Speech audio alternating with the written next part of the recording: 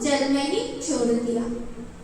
तो जो मत्स्य था उसने मनुष्य की आवाज में कहा कि राजन, आप मुझे इस जल में मत छोड़िए, क्योंकि जल में और भी जो जीव हैं और बड़ी बड़ी जो मछलियां हैं वह मुझे खा लेंगी, इसलिए मैं यहाँ पर सुरक्षित नहीं हूँ।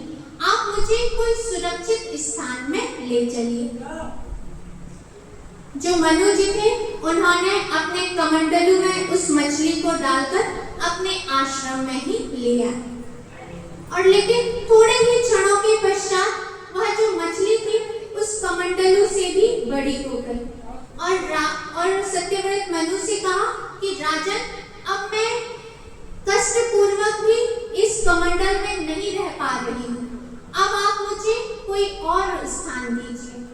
तब उन्होंने उस कमंडलू से उस मछली को निकाला और एक बड़े से मटके में डाल दिया। लेकिन थोड़ी ही देर के बाद वह जो मछली थी वह उस मटके से के आकार की हो गई, और फिर कहा कि राजन, अब मैं इस मटके में नहीं रह पा रही हूँ, अब आप मुझे कोई और बड़ा स्थान दीजिए। तब सत्यव्रत मनु जी ने उस मछली को निकाला और एक छोटे से सरोवर में डाल दिया, लेकिन वह मछली वहां भी बड़ी हो गई।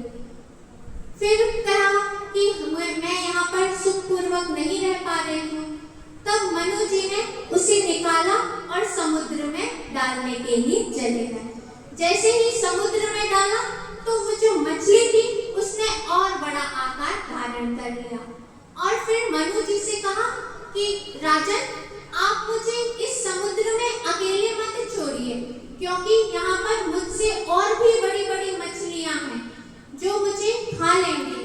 अब आप मुझे कोई सुरक्षित स्थान प्रदान कीजिए, मुझे ऐसे अकेले मत छोड़िए। तो जो सत्यव्रत मनु थे वह समझ गए कि यह कोई साधारण मछली नहीं हो सकती, क्योंकि जो क्षण क्षण में अपना आकार परिवर्तित कर रही है, प्रति क्षण बड़ी हो रही है, यह कोई साधारण मछली नहीं हो सकती।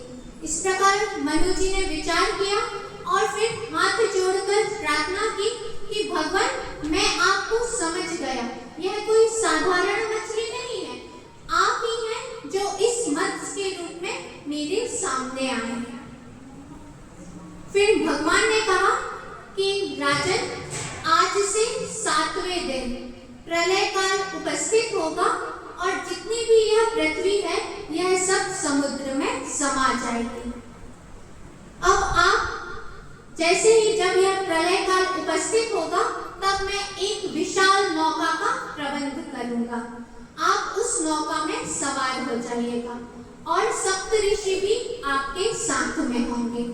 जब आप उस नौका पर सवार होंगे तब जितने भी इस संसार में जीव हैं, चाहे वो छोटे हो चाहे वो बड़े हो, सभी के जो सूक्ष्म शरीर है उसे आप एकत्रित कर लीजिएगा, और जितने भी धान्य आदि हैं उनके बीज को एकत्रित करके आप इस नौका पर सवार हो जाइएगा, और जो सप्तऋषि हैं वह आपकी रक्षा करेंगे। और भगवान वहां से अंतरित हो गए। जैसा कि भगवान ने बतलाया था कि 7 दिनों के पश्चात प्रलय काल उपस्थित होगा, तब मनु जी ने देखा कि यह जो समुद्र है यह अपना स्थान छोड़कर अब आगे की ओर बढ़ने लगा है।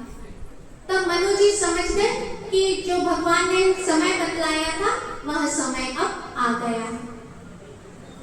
अब मनु जी उस नौका पर सवार हुए सप्तऋषियों को साथ में लेकर, और भगवान ने कहा था कि जब मैं नौका पर सवार हो जाएंगे आप, और जब प्रलय काल आएगा तब मैं मत्स्य के रूप में आपकी रक्षा के लिए आऊंगा।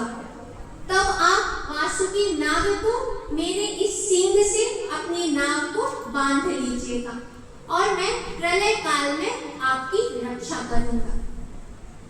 मनु जी जैसे ही नौका पर सवार हुए और वहां पर जब प्रलय काल उपस्थित हुआ, जब नाव उनकी डगमगाने लगी, तब भगवान मत्स्य के रूप में वहां पर प्रकट हुए। फिर मनु जी ने वासुकी नाग से के सींग से अपनी नाव को बांध लिया और जब तक प्रलय होता रहा तब तक भगवान उस नौका को उस समुद्र में घुमाते रहे। और तब भगवान ने आत्म तत्व आत्म ज्ञान का उपदेश किया राजा सत्यव्रत मनु को। जो सत्यव्रत मनु को भगवान ने ज्ञान दिया था उसी ज्ञान को मत्स्य पुराण कहा जाता है। जो इस पावन चरित्र का श्रवण करता है उसे सुख शांति की प्राप्ति होती है। अब हम लोग नवम स्कंद में प्रवेश करेंगे।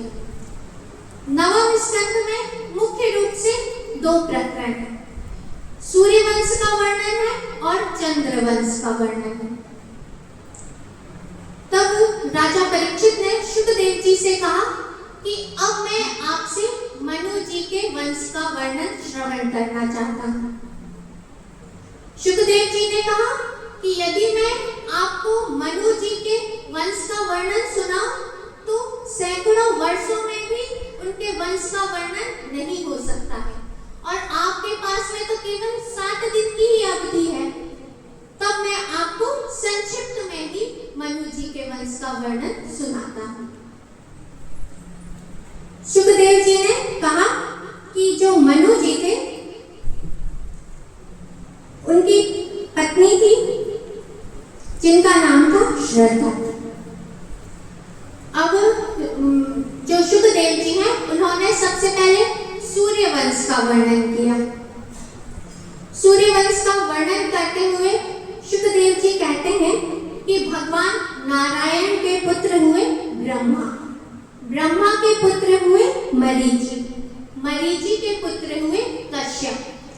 कश्यप जी का बहुत सी पत्नियां थी लेकिन जो उनकी सबसे बड़ी पत्नी थी उनका नाम था अदिति। अदिति के जो सबसे बड़े पुत्र थे उनका नाम था विवस्वान, सूर्य। सूर्य का जन्म हुआ और उनके यहाँ पर मनु जी का जन्म हुआ। मनु जी का विवाह श्रद्धा के साथ में हुआ लेकिन मनु जी को कोई संतान नहीं थी। तब उन्होंने एक यज्ञ करवाया जिससे मुझे पुत्र की प्राप्ति हुई। वशिष्ठ जी ने यज्ञ प्रारंभ किया, संकल्प लिया। फिर जो मनु जी की पत्नी थी श्रद्धा, उन्होंने वशिष्ठ जी के पास आकर निवेदन किया कि वशिष्ठ जी मुझे पुत्र नहीं पुत्री चाहिए है। तब वशिष्ठ जी ने वैसा ही मंत्र पढ़ा और जब संतान उत्पन्न हुई तब उन्हें पुत्री की प्राप्ति हुई। मनु जी ने देखा कि मैंने तो संकल्प किया था, उसमें मैंने पुत्र की कामना की थी, तब यह पुत्री कैसे हो गई? वशिष्ठ जी से कहा। वशिष्ठ जी ने कहा कि इसमें हमारा कोई दोष नहीं है, मंत्र तो हमने सही पढ़ा है लेकिन जो आपकी पत्नी है श्रद्धा, उनका पुत्री की कामना थी, इसलिए हम लोगों ने आपको पुत्री प्रदान की। फिर वशिष्ठ जी ने जब देखा कि मनु जी को पुत्र चाहिए है तब उन्होंने भगवान नारायण की आराधना की। भगवान नारायण प्रसन्न हुए और उन्होंने कहा कि अब मैं इसी पुत्री को पुत्र के रूप में परिवर्तित कर देता। तो जो पुत्री हुई थी उसका नाम रखा था ईला, वही पुत्र के रूप में सुदुम्न के रूप में परिवर्तित हो गए। सुदुम्न जी बड़े हुए और एक बार शिकार खेलने के लिए जंगल में गए। शिकार खेलते खेलते वह सिंधु प्रांत में पहुंच गए, सिंधु देश में।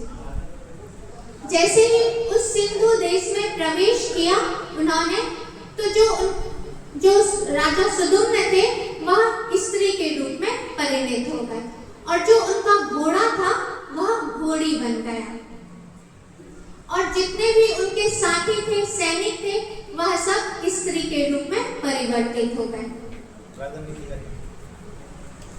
सभी उनके रूप में स्त्री के रूप में परिवर्तित हो गए। तब परीक्षित जी ने शुकदेव जी से प्रश्न किया कि उस वन प्रांत में ऐसा क्या था कि वहां प्रवेश किया तो वह स्त्री बन गए और जो घोड़े थे उनके वह घोड़ी बन गए। ऐसा कैसे हुआ? तब शुकदेव जी ने कहा कि वह जो सिंधु प्रदेश था वह भगवान शंकर की और पार्वती जी की स्थली थी। वहां पर प्रायः भगवान शंकर पार्वती जी के साथ विहार किया करते थे। एक बार बहुत से ऋषि आए और उन्होंने सोचा कि भगवान शंकर के दर्शन कर लिए जाएं। तब वह पहुंचे उस वन में। उस समय भगवान शंकर पार्वती जी के साथ विहार कर रहे थे। तब ऋषियों ने देखा और वहां से चले गए। लेकिन जो पार्वती जी थी उन्हें बड़ा ही संकोच हुआ। भगवान शंकर ने देखा कि पार्वती जी को कुछ संकोच हो रहा है। तब शंकर जी ने कहा कि पार्वती जी, अब इस प्रांत में जो भी पुरुष आएगा वह स्त्री बन जाएगा।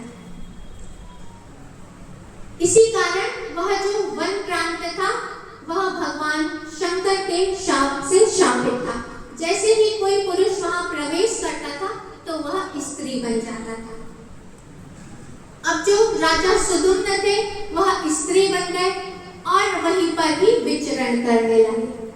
फिर वहां पर उन्हें जो चंद्रमा थे उनके पुत्र का नाम था बुध, वह मिले। तब जो सुदुम्न थे उन्होंने उन्हीं बुध से विवाह कर लिया और वहीं पर ही रहने लगे। उनके यहाँ एक पुत्र का जन्म हुआ जिनका नाम था पुरुरवा।